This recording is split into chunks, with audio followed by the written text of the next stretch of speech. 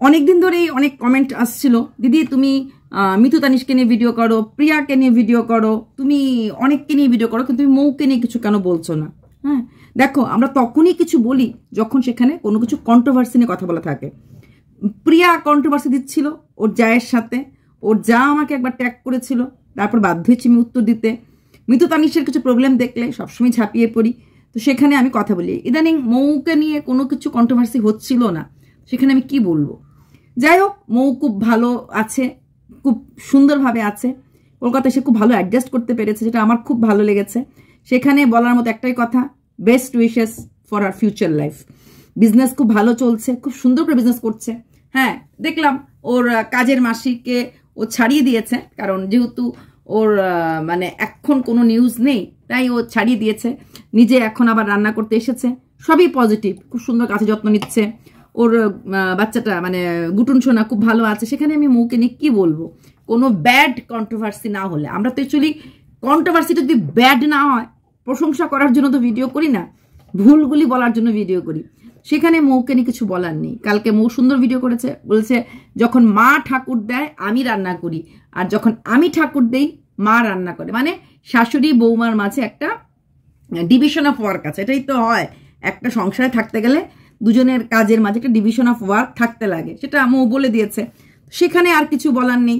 খুব ভালো লাগছে ওদের লাইফস্টাইল দেখার পর। সত্যি কথা বলতে, কলকাতাতে আসার পর এত সুন্দর লাইফস্টাইল, সেটা আমিও ভাবতে পারিনি মানে হবে বলে। যেটা নাকি মৌকে অনেক নেগেটিভ কমেন্ট করে, গ্রামের মানুষ শহরে এসেছে বেশি ভাব দেখায়, এটা কালকে মৌ বলছিল ভিডিওতে। তো যে কমেন্ট করছে সে তো জানে না 70% ভারতীয়রা গ্রামেই থাকে, এবং গ্রামের থেকেই লোক কাজ কারবারের জন্য, সেটা ব্যবসায়ী হোক চাকরির জন্যই হোক, শহরে আসে, কিন্তু আদি বাড়িটা গ্রামেই থাকে। বিভিন্ন জায়গায়, সে ইউপির গ্রাম হোক, সে হরিয়ানার গ্রাম হোক, দিল্লিতে প্রচুর লোক বাস করে, কিন্তু ম্যাক্সিমাম লোক अच्छा आप गाँव जा रहे हो, अच्छा नेटिव में जा रहे हो, कहाँ है नेटिव? तो ওই কারোর রাজস্থান, কারোর এমপির ভেতরে, কারোর হরিয়ানার ভেতরে। তাই প্রত্যেকেরই একটা নেটিভ প্লেস থাকে। আমরা যতই বাইরে লম্ফজম্ফ করি না কেন, আমাদের একটা প্রত্যেকের আদি বাড়ি, আদি স্থান থাকে। কারণ আমরা যেটাকে বলে গ্রাউন্ড রুটটাকে কখনোই অস্বীকার করতে পারি না। আমি অমুক জায়গায় থেকে, আমার অমুক জায়গায় আমার অরিজিনাল বাড়ি। সেটা বিষয়ে মৌ খুব সুন্দর করে উত্তর দিয়েছে যে কত প্রতিষেধক লোক মানে শহরে থাকে, গ্রামের থেকেই শহর উঠে এসেছে। হ্যাঁ, প্রথম গ্রাম সৃষ্টি হয়েছে, পরে গ্রামটাকে মডিফাই করতে করতে শহর হয়েছে। তো এটা মৌ উত্তর দিয়েছে, সেখানে আমার কিছু বলার নেই। তারপরে আসছি আজকের ভিডিও নিয়ে কিছু কথা। মৌকে নাকি কেউ কমেন্ট করেছে। হ্যাঁ, মৌকে যে কমেন্ট করেছে তাকে আমিও চিনি, সে আমাকে অনেক নেগেটিভ কমেন্ট অনেক সময় করেছে। সে মৌকে বলেছে মানে মৌ মানে ইন্ডিয়া বাংলাদেশে তাড়িয়ে দেওয়া হবে, ইন্ডিয়া থেকে তাড়িয়ে দেওয়া হবে, সংসার ভেঙে দেওয়া হবে, তারপর বুঝবে কত ঠেলা, কত ধানে কত চাল। প্রথম কথা, সংসার ভাঙাটা তখনই সম্ভব হয় যখন স্বামী স্ত্রীর মাঝে মিল থাকে না। স্বামী স্ত্রী যদি এক থাকে, পৃথিবীর কারো সাধ্য নেই সংসারটা ভাঙা। দ্বিতীয় কথা, মৌকে ভারত ছাড়া করা হবে, তাই তো? মৌকে ভারত ছাড়া করার মতো ক্ষমতা মৌয়ের হাজবেন্ডেরও নেই। ইয়েস, মৌয়ের ভারত ছাড়া ক্ষমতা ঠাকুর না করুক। কালকে দেখলাম মৌ আর কল্লোলের বিশাল ঝগড়া, তো এখন কল্লোল কেস করে দিল যে মৌকে ভারত ছাড়া করতে হবে। সেই ক্ষমতা কল্লোলেরও নেই। প্রথমত, মৌ একজন হিন্দু নাগরিক। ফার্স্ট অফ অল, মৌ হিন্দু নাগরিক। আমরা সবাই জানি ভারতের আইন কি বলছে। বাংলাদেশ, পাকিস্তান, আফগানিস্তানের যারা মাইনরিটি আছে, মানে হিন্দু, জৈন, বুদ্ধিস্ট, খ্রিস্টান যারা আছে, তারা তাদের সুবিধার্থে যদি ভারতে নিজের আবাস বানাতে চায়, দে আর মোস্ট ওয়েলকাম। তো সেই ক্ষেত্রে মৌ নিজে একজন বাংলাদেশের নাগরিক হিসাবে, অ্যাজ এ হিন্দু নাগরিক, ও যদি ভারতের কাছে চায় যে আমাকে আপনারা আশ্রয় দেন, ইন্ডিয়া গভর্নমেন্ট আরামসে দিয়ে দেবে। ঠিক আছে, ফার্স্ট ফ্যাক্টর এটা। সে কল্লোলের স্ত্রী হিসেবে না, শুধুমাত্র মৌ হিসাবে, বাংলাদেশের নাগরিক হিসেবে সেটা থাকতে পারবে। দ্বিতীয়, এখন তো আরো বেশি পারবে, এইবারের অ্যাটাকটা হওয়ার পর তার মৌ আরো বেশি পারবে, আরো বেশি পারবে। আচ্ছা, সেকেন্ডলি, মৌ কল্লোলের স্ত্রী। স্পাউস গ্রাউন্ড একটা থাকে, যে স্পাউস গ্রাউন্ডে আমাদের দেশের প্রধানমন্ত্রীর স্ত্রীও অন্য দেশের নাগরিক ছিল, ইটালির নাগরিক ছিল, কিন্তু উনি কিন্তু ভারতীয় আখ্যাটা নিতে পেরেছিলেন। সেখানে মৌ তো পারবেই। হার্দিক পান্ডের স্ত্রী অবশ্যই এখন ডিভোর্স হয়ে গেছে, সেও কিন্তু এখানেই আছে, ভারতেই আছে। কি হিসেবে ভারতে আছে? সে প্রথম ভারতে এসেছিল হার্দিক পান্ডের স্ত্রী হিসাবে, এখন থেকে গেছে। একটা লং টার্ম ভিসা বলে একটা কথা থাকে, এলটিভি, সে এলটিভির গ্রাউন্ডে হওয়া আসা যায়। তারপর যখন বাই ম্যারেজ অ্যাপ্লাই করা যায় তখন সে অটোমেটিক্যালি সে একটা স্পাউস গ্রাউন্ডে চান্স পায়। থার্ড নাম্বার, মৌয়ের বিয়ে হয়েছে 2016-তে, 16-তে বিয়ে হলে 2025 রানিং, মানে মোর দেন 7 ইয়ার্স হয়ে গেছে। 7 ইয়ার্স হয়ে গেলে যে কোনো স্পাউস গ্রাউন্ড ছাড়াও সে অটোমেটিক্যালি 7 বছর যখন ভারতে থাকবে তখন সে চাইলেই ন্যাশনালিটির জন্য অ্যাপ্লাই করতে পারবে। 14 ইয়ার্স হলে তো ফুল পাবে, 14 ইয়ার্স না হলে স্পাউস গ্রাউন্ড থাকলে সে ফুল পেয়ে যাবে। আর যদি 14 ইয়ার্স না হয়, যদি সে সিঙ্গেল থাকে, তাহলে 14 ইয়ার্স পরে সে পেয়ে যায় ফুল ন্যাশনালিটি, যেটাকে বলা হয়। তো সেখানে মৌকে তাড়ানোর মতো ক্ষমতা কারণ নেই। বোঝাতে পারলাম? তাই এই যে একটা আশা, যা তুই বাংলাদেশে যা, যা তুই বাংলাদেশে যা, সম্ভব না। ওই বিতানের স্ত্রীর অবস্থা দেখার পর হয়তো অনেকে ভাবছে যে মোর ক্ষেত্রে সেটা হবে। বিতানির স্ত্রীকে কি বিতানের ভাসুররা, মানে বিতানের স্ত্রীর ভাসুররা কম চেষ্টা করেছে? পেরেছে কি? পারেনি। সুযোগের সদ্ব্যবহার এইবারও করতে চেয়েছিল, সেখানেও হবে না। 2017-তে বিয়ে, 2024 চলছে, 7 ইয়ার্স হয়ে গেছে স্পাউস গ্রাউন্ডে, অসম্ভব। বিতানের স্ত্রী তো কোনো অবস্থায় পারবে না, কারণ বিতানের সন্তানটা পুরোপুরি ভারতীয়। ওকে, তাই সেই মাইনর বাচ্চাটাকে দেখার জন্য অ্যাজ এ গার্জিয়ান সম্ভব না। তাহলে এইসব যারা আইন কানুন না জানে, এর ক্ষতি তার ক্ষতি, তাকে নিয়ে বলবো একে নিয়ে বলবো, এগুলি বলতে পারলেই বোধ হয় খুশি হয়ে যায়, তাই না? না গো, অত সহজ না ভারতের আইনটা। ও তোমরা দেখেছো পাকিস্তানের নাগরিকদেরকে পাকিস্তানে পাঠিয়ে দেওয়া হচ্ছে। কাদেরকে পাঠানো হচ্ছে? বাই ন্যাশনালিটি যারা পাকিস্তানি রয়ে গেছে, এরা ইন্ডিয়ার সিটিজেনশিপ পায়নি, তাদেরকে সিটিজেনশিপ ইন্ডিয়াতে ডুয়েল সিটিজেনশিপ হয় না। ওরা ভারতের পাসপোর্ট হোল্ডার নয়, ওরা পাকিস্তানের holder, Pakistan passport holder. Passport holder means sign of nationality. Blue card, green card, এরা গ্রিন কার্ড হোল্ডার, মানে গ্রিন পাসপোর্ট হোল্ডার। ওরা ভারতে আছে, কিন্তু এতদিন ধরে ভারতে থাকা সত্ত্বেও এরা ভারতের সিটিজেনশিপ নেয়নি। ডুয়েল সিটিজেনশিপ, দুই দেশের সিটিজেনশিপ ভারতে চলে না। যে কোনো একটা সিটিজেনশিপ তোমাকে মেনটেন করতে হবে। তাহলে মৌ নিশ্চয় এতদিনে বাংলাদেশের সিটিজেনশিপটা সারেন্ডার করে দিয়েছে যে আই এম নো মোর বাংলাদেশের সিটিজেনশিপ। তাহলে অবভিয়াসলি মৌ এখানে ইন্ডিয়ান সিটিজেনশিপ পেয়ে যাবে। দ্বিতীয় কথা, আমাদের যে বাংলাদেশের যে গুরু কি বলে চিন্ময়ানন্দর যাকে ধরা হয়েছিল, হ্যাঁ, তার হয়ে যে উকিল 70 ইয়ার্স অ্যাবাভ যে উকিল নোট ছিল, ওনার ছেলে কলকাতায় থাকে। উনি কিন্তু গত 8 বছর ধরে ওনার ছেলে ইন্ডিয়াতে আছে। 8 বছর না 9 বছর হয়েছে বোধহয়। তাহলে ওনার ছেলে কিন্তু পিওর ইন্ডিয়ান হয়ে গেছে। কি করে হলো? কি করে এইভাবেই হয়ে গেছে? এই 8 বছর 9 বছর একটানা থাকলে পরে, একটা স্ট্রেস থাকলে পরে সিটিজেনশিপটা পেতে খুব ইজি হয়। এবার আমি বিখ্যাত একজন ইউটিউবারের নাম বলছি, পুরো নামটা বলবো না, বং স্টাইল। আচ্ছা, সেই মেয়েটা সে বাংলাদেশের ছেলেকে বিয়ে করেছে।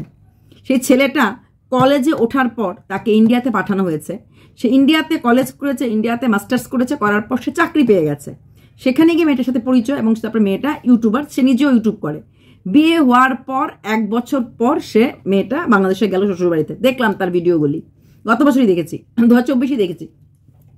সেখানে এই ছেলেটাও কিন্তু ইন্ডিয়ার সিটিজেনশিপ পেয়ে গেছে, কারণ অলরেডি মোর দেন 7 ইয়ার্স ও স্টাডি করেছে ইন্ডিয়াতে। তারপরে ইন্ডিয়া গভর্নমেন্টের আন্ডার, না গভর্নমেন্ট জব পায় নাই, প্রাইভেট কোম্পানি চাকরি করে, ভালো চাকরি করে, সে চাকরি পেয়ে গেছে। কারণ 7 বছর ধরে ইন্ডিয়াতে তো হয়েই গেল ওর ডিগ্রি, মাস্টার্স, তারপরে চাকরি। তারপরে সে বিয়ে করেছে ইন্ডিয়ান গার্লকে। তো স্পাউস গ্রাউন্ড ছেলের মেয়ের ক্ষেত্রে যেরকম আসে, ছেলের ক্ষেত্রেও সেরকম আসে। তাহলে এখন আজকে তার 9 বছর হয়ে গেছে, সে এখন মোটামুটি ইন্ডিয়ান হয়ে গেছে। তাহলে এই কথাগুলি বলে মৌকে ভয় দেখানোর কোনো কারণ নেই। যেদিন থেকে মৌর 7 বছর হয়ে গেছে, আমি এটা অনেক আগেই বলেছি, যেদিন থেকে মৌয়ের 7 ইয়ার্স কমপ্লিট ইন্ডিয়াতে থাকা একটা স্ট্রেস, মানে বাংলাদেশে গিয়ে 6 মাস 8 মাস এমন করে মৌ থাকেনি। 2016 থেকে 2023 মে মাসে মৌ বিয়ে করেছে, তো মৌয়ের ফুল কমপ্লিট, মানে 2024 থেকে মৌ মোটামুটি ফুলভাবে ভারতের সিটিজেনশিপের জন্য অ্যাপ্লাই করতে পারবে, এবং আরেকটা বছর পরে হয়তো পাসপোর্টের জন্য অ্যাপ্লাই করতে পারবে, এবং সে ব্লু কার্ড হোল্ডার হবে। মানে ভারতের যে পাসপোর্টটা কার্ডটা ডিপ নেভি ব্লু। দিদি এটা তো ব্লু না। ভাই আমার পাসপোর্ট আছে, আমার পাসপোর্ট আমি অনেক আগেই বানিয়েছি, তো আমি জানি কি কার্ড, ডিপ নেভি ব্লু কালারটা, ঠিক আছে? তো সেখানে দাঁড়িয়ে মৌ সেটাও পারবে। তাই এই যে মৌকে বারবার ধমকি দেওয়া, যা বাংলাদেশে যা, অমুকে হয়েছে তাহলে মৌর হবে, অমুককে হয়েছে অমুককে পাঠিয়ে দেওয়া হবে, এত সহজ না, এত সহজ পারো না। যখন ইটালিয়ান নাগরিকরা ইন্ডিয়াতে এসে নাগরিকত্ব শুধু পায়নি, একটা বিশাল বড় দলের নেত্রী হতে পেয়েছে, একটা বড় মনে হয় না সেখানে মৌ কি করতে পারবে? আপনারা মানে বললাম না, অ্যান্ড্রয়েড ফোন থাকলেই শিক্ষিত হওয়া যায় না, ওই স্মার্টফোন মানেই স্মার্ট না। নিজেরা জানেন অমুক জ্যাকলিন ফার্নান্ডেজ শ্রীলঙ্কার নাগরিক, সে কিন্তু শ্রীলঙ্কাতে জমি জামা কেনার পরও তার আইল্যান্ড আছে শ্রীলঙ্কাতে, সে কিন্তু ইন্ডিয়াতে আরামসে থাকে, মুভি করে সবকিছুই করে, লং টার্ম ভিসাতে সে চলে আসে, এটাকে কালচারাল ইন্টিগ্রিটির কারণে সে থাকতে পারে। নোরা ফাতে, এরা none of them are Indian, ওরা অরিজিনালি ইন্ডিয়ান না, কিন্তু যেহেতু অনেক দিন ধরে আছে ইন্ডিয়াতে। আর আদনান সামি, উনি কিন্তু অরিজিনালি পাকিস্তানের ছিলেন, কিন্তু ইন্ডিয়াতে থাকার পর এত বছর হওয়ার পর ইন্ডিয়ার সিটিজেনশিপও ও পেয়ে গেছে। আদনান সামিতে কিন্তু পাকিস্তানে বার করে দেওয়া হয়নি, কারণ মোর দেন 14 ইয়ার্স হয়ে গেছে এবং ইন্ডিয়ান সিটিজেনশিপ নিয়ে নিয়েছে, পাকিস্তান সিটিজেনশিপ পরিত্যাগ করেছে, ঠিক আছে? তাই ওই মৌকে ভয় দেখিয়ে কোনো লাভ নেই, কোনো এইসব আশা দূর আশা। প্লাস মৌ তো হিন্দু, কল্লোলো হিন্দু, সেখানে দাঁড়িয়ে টেনশন লেনা কানি। 14 ইয়ার্স হয়ে গেলে, 14 বছর হয়ে গেলে বাই বার্থ লাগবে না ওটাকে, তাই স্টেইং ইন ইন্ডিয়া অটোমেটিক হিসেবে যাবে। স্পাউস গ্রাউন্ডে 7 বছর হয়ে গেলে হয়ে যাওয়া যায়, বোঝাতে পারলাম? আর যে চিন্ময়ানন্দর ছেলে, ওরা তো স্পাউস গ্রাউন্ড না, ওরা ইন্ডিয়াতে এসেছে, ইন্ডিয়াতে থেকেছে, আজকে 8-9 বছর উপরে বোধ হয়েছে, উনিও একটা ভালো ল্যাঙ্গুয়েজ আছে, 9 না 10 বছর এরকম হয়ে গেছে, ওরা পেয়ে গেছে, কারণ ওরা ভারতের কাছে অ্যাপ্লাই করেছে ফর শেল্টার। যখন অ্যাপ্লাই করে, এখানে মৌ শেল্টারের জন্য তো অ্যাপ্লাই করেনি, মৌ অ্যাপ্লাই করবে স্পাউসের জন্য। একটু কাইন্ডলি আপনাদের বাড়ির কাছে যদি কখনো এমবেসি থাকে, সেটা বাংলাদেশের এমবেসি যান না, গিয়ে বলেন না মৌয়ের নামে, দেখেন কাজ হয় কিনা, না থাকলে একটু আমাকে বলবেন, আমি এমবেসির ফোন নাম্বারগুলি দিয়ে দেবো, ফোন নাম্বারগুলি দেখলেই পাওয়া যায়, মেইল করলেও পাওয়া যায়। তাই একটু জানকারি নিয়ে কথা বলবেন। আজকে যদি মৌয়ের 7 বছর না হতো তাহলে একটু প্রবলেম ছিল, সেটা কাটিয়ে উঠেছে, তাও প্রবলেম ছিল না, স্পাউস গ্রাউন্ডে অলওয়েজ ফার্স্ট সিটিজেনশিপ পাবে। তাও বলছি যদি আপনারা মানে প্যাচ লাগাতে চান, তাছাড়াও তখন যদি মৌ স্পাউস গ্রাউন্ড না হতো, বিয়ে না করতো, বাট ওদের শেল্টার চাইতো ভারত সরকারের কাছে অ্যাজ এ রিফিউজি, বাংলাদেশ থেকে আসতে চাইছি অ্যাজ এ হিন্দু মাইনরিটি, পেয়ে যেত। তাই এইগুলি না একটু না জেনে এরকম করে করবে। আর মৌ, তুমিও একটু জোর গলায় প্রতিবাদমূলক ভাবে উত্তর দিতে শেখো। যা যা যা বললেই তুমি একদম আস্তে আস্তে বলবে না, জোরে বলবে আমাদের মতো, তোমার তো ঝগড়াইটা কন্ট্রোভার্সি ক্রিয়েটার, আমরা তো ব্লগার না। কখনো ঝগড়াইটা হতে হয়, প্রয়োজনে লাঠি ধরতে হয়, প্রয়োজনে প্রতিবাদ করতে হয়। আমি জানি তুমি ভীষণ ডাউন টু আর্থ, তুমি আমার সাথে কোনো খারাপ ব্যবহার করোনি, কিন্তু করতে হয়। আর তারপর এখন দিদি তুমি সেই মৌকে নিয়ে বলে, প্রিয়াকে নিয়ে একটুও বললে না। প্রিয়াকে নিয়ে বলার মধ্যে কিছু নেই, প্রিয়ার সেলাইটা পেকে গেছে, সেখানে ড্রেসিং করছে, প্রচন্ডভাবে কাজ করছে। আজকেও একটা কমেন্ট করেছে, মানে ভিডিও করেছে যে আমরা বলি এর জন্য আমাদের 2 বাচ্চা, আমরা ব্লগিংয়ে দেখাই, তোমরা হয়তো কষ্ট করেছো, তোমরা হয়তো বলেছো, তোমরা হয়তো ওটা দেখাওনি, এরকম মানে ব্লা ব্লা ব্লা। ওর 2 বাচ্চা নিয়ে ওর পরিশ্রম, হ্যান ত্যান, এগুলি দেখাচ্ছে, ওখানে বলার কিছু নেই। ওই 6 মাস 1 বছর হয়ে গেলে পরে তখনও বলবে একটাকে স্কুল দিতে আর একটা, কারণ ওর তো একটা লাইফস্টাইল ব্লগ, ও দেখাবে আর বলবে, হ্যাঁ, যে 2 বাচ্চা ঝামেলা, 2 বাচ্চার কষ্ট, ওটা নিয়ে বলে ওর ভিডিও তোকে বলতে লাগবে, সেটা নিয়ে ওকে কাটাতে হবে। তবে হ্যাঁ, ওর সেলাইটা নিয়ে ও খুব খেলা করছে, ও খুবই খেলা করছে। ও যেইভাবে হাঁটাহাঁটি করছে ট্রুং ট্রুং ট্রুং ট্রুং করে, ওকে দেখলে আমার ভয় লাগছে, সত্যি কথা। ওকে দেখার পর আমার ভয় লাগছে যেইভাবে ও চলাফেরা করছে। আমিও চলাফেরা করেছিলাম, কিন্তু এইভাবে করিনি। আমার দিনের মধ্যেই আমাদের তো সেলাই লাগেনি এইভাবে। ও যেটা বলছে না ব্যান্ডেড উড়িয়ে, ও বলছিল না এখন সিজার একদম চেঞ্জ হয়ে গেছে, না গো তোমাদের সময় না, অনেক আগে আমার ফার্স্ট চাইল্ডের সময় আমাদেরও কোনো সেলাই টেলাই দেখা যায়নি, জাস্ট একটা ব্যান্ডেড দেখা গেছে, ব্যান্ডেডটা তুলে ফেলেছে, বাস, আর কিচ্ছু না। কোথায় সিজার খুঁজেও পাওয়া যায়নি। তারপরেও কিন্তু যত্নে ছিলাম। এখন বলবে হ্যাঁ তোমাদের মতো আমাদের না, এটা তো নো ডাউট আমাদের মতো, আমাদের কাছে আমাকে সুস্থ থাকতে লাগবে, আমাকে ভালো থাকতে লাগবে। আমার মার পক্ষে সম্ভব না আমার এখানে এসে 1 মাস 1.5 মাস থাকা, কারণ আমার মা, আমার 2টো বাচ্চা হওয়ার সময় আমার মা চাকরি করতেন, হ্যাঁ, ওনার জব ছিল। তাই প্রথমটা শুধু মার ঘরে গেছিলাম, দ্বিতীয়টার সময় আমি শিলংয়ে করেছিলাম, সেকেন্ড চাইলে আমার শিলংয়ে হয়েছে, নাজরাতে হয়েছে। তো তখন মা এসেছিল ডেলিভারির সময়, কিন্তু but after 15 days she left. তারপরে 15 দিন আমার ননাস এসেছিল ব্রতর হওয়ার সময়, কারণ নিয়মটা আমাদের 1 মাস থাকে, আমাদের ওষুধ আতুর ঘরটা 1 মাস শোয়া দেওয়ার বাইরে। তারপর আমার ফুল টাইম কাজের লোক ছিল, তারপর আমার যে বললাম আমার একটা নার্স ছিল, মানে নার্স বলাটা ঠিক না, আয়া টাইপের ছিল, যে বাচ্চার আমার যত্ন করতো। তো সেখানে আমাদের ফ্যাসিলিটি ছিল। প্রিয়া বললো একটা কাজের লোকও পেয়েছিল, ঠিকা কাজের লোক 2 ঘন্টার জন্য, সেটা কদ্দূর কাজ করবে? তো 2 ঘন্টা না, 1 ঘন্টায় কোনো কাজের লোক কাজ করলো এনাফ।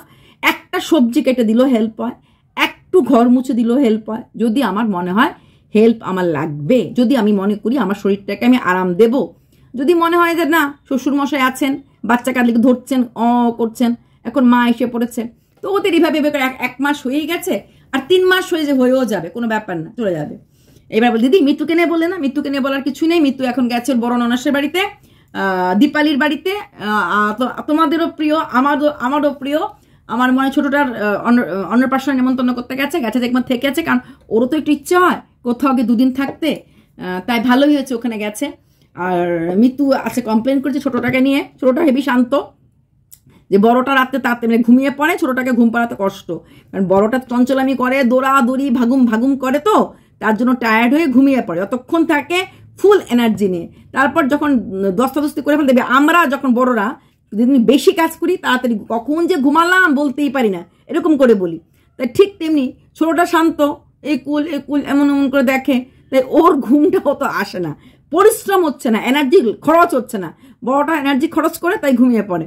ভালো লেগেছে। ও ননাসের বর মানে দীপালি বর দুজনই খুব আদর করছে, অনেক কিছু রান্না টান্না করেছে, মাছ দেখলাম, মাছ আর কি ভাজা টাজা করেছে, স্বাভাবিক। একটা মাত্র ভাইয়ের বউ, এমন কোনো ননদ আছে বলুন তো?